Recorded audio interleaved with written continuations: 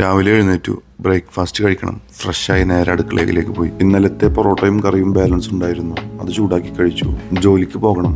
11 മണി മുതൽ 3 മണി വരെയുള്ള ഷിഫ്റ്റാണ് ബുക്ക് ചെയ്തിട്ടുള്ളത്. അങ്ങനെ ബ്രേക്ക്ഫാസ്റ്റും കഴിച്ച് ലഞ്ച് തയ്യാറാക്കാനുള്ള പണികൾ തുടങ്ങി.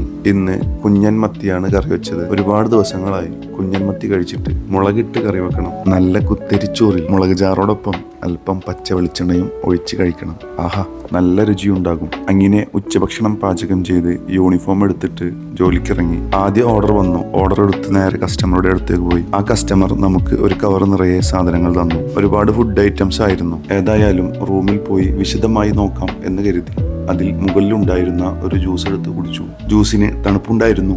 ചൂടിന് ചെറിയൊരു ആശ്വാസം ലഭിച്ച പോലെ. അങ്ങനെ കുറച്ചു നേരം ജോലി ചെയ്ത് നേരെ റൂമിലേക്ക് തിരിച്ചു. ഇനി ഉച്ചഭക്ഷണം.